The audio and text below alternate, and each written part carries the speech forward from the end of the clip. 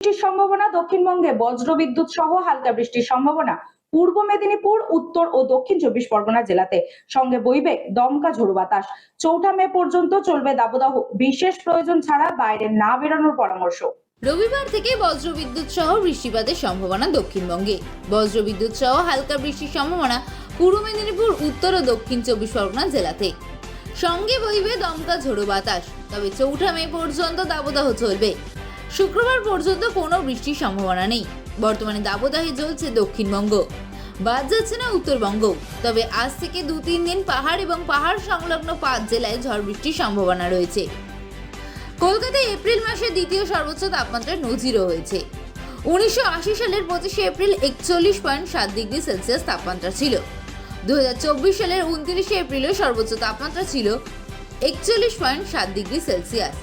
1954 সালের 25 এপ্রিল তাপমাত্রা কলকাতায় 43.3 ডিগ্রি সেলসিয়াস উঠেছিল।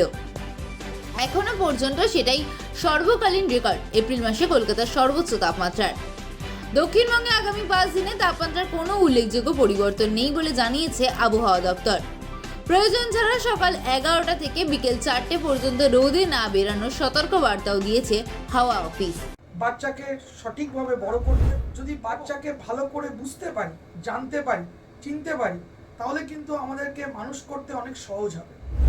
আমরা একটা উপায় আমাদের কাছে আছে, DMIT, demographics multiple intelligence test.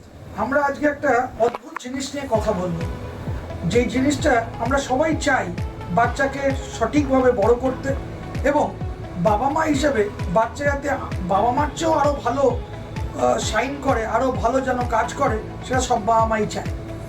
এর জন্য আমরা যদি বাচ্চাকে ভালো করে বুঝতে পারি, জানতে পারি, চিনতে পারি, তাহলে কিন্তু আমাদেরকে মানুষ করতে অনেক সহজ হবে।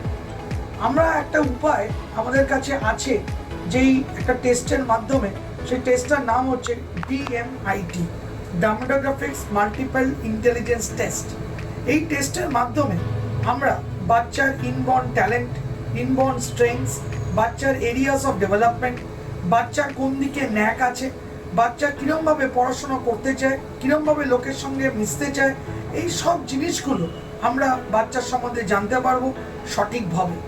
যদি আমরা এটা জানতে পারি, তাহলে আমরা বাচ্চাকে সেই রকমভাবে তৈরি করতে পারবো, এবং তৈরি করতে পারলে বাচ্চা ভালো ফল করবে, শুধু পরীক্ষায় না, জীবনও সে ভালো করে দাঁড়াবে, যেটা সব বাবা মার ইচ্ছে।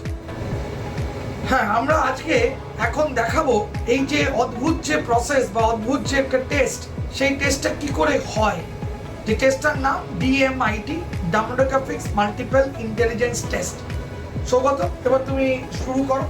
আমরা একটা ফিঙ্গারপ্রিন্ট মেশিন নিয়ে এই কাজটা করা হয়, এবং এই ফিঙ্গারপ্রিন্ট মেশিনে কিন্তু শুধু DMITর জন্যই কাজগুলো করা যায়। প্রথমে আমরা লেফট হ্যান্ডগুলোকে আগে নেব, তারপরে আমরা রাইট হ্যান্ড নেব। এই দুটোরই আমরা ফিঙ্গারপ্রিন্টগুলো নেব, এবং 3 রকম শেপে নেব, সামনে সাইড 3 রকম করে নেব, যাতে করে আমরা অ্যাকুরেট টু অ্যাকুরেট রেজাল্ট পেতে পারি। অনেকেই একবার নিয়ে রেজাল্ট বের করে, কিন্তু সবচেয়ে বেশি অ্যাকুরেট চাইতে হলে একটা ফিঙ্গারকে 3 রকম অ্যাঙ্গেলে নিয়ে আমরা এই কাজটা করি। আপনারা দেখতে থাকুন কীরকমভাবে টেস্টটা হচ্ছে, এবং একটা সফটওয়্যারে আমরা এই ফিঙ্গারপ্রিন্টসগুলোকে তুলে নিচ্ছি, এবং তুলে নেওয়ার পরে আমরা সেই রিপোর্টটা, যেই কাস্টমার আমাদের সঙ্গে করলেন রিপোর্টটা, সে ওই রিপোর্টটা পায়, এবং তারপরে আমাদের একজন সাইকোলজিস্ট আছে, যিনি টোটাল রিপোর্টটার উপর একটা কাউন্সেলিং করেন, এবং সেই কাউন্সেলিংয়ে একটা entire discussion between the parent and the councillor হয়, যাতে করে বাবা মা বুঝতে পারে তার কোথায় স্ট্রেংথ, তার কোথায় এরিয়াস অফ ইমপ্রুভমেন্ট, তার পার্সোনালিটি, তার কি ইচ্ছে অনিচ্ছে, পড়ার স্টাইল, এবং কোন দিকে সে বড় হয়ে ভালো রোজগার করতে পারবে, বিজনেস করবে না চাকরি করবে, চাকরি করলে কোন স্ট্রিমে যাবে, সব কিছু সে কিন্তু বিশদভাবে বাবা মা জানতে পারে।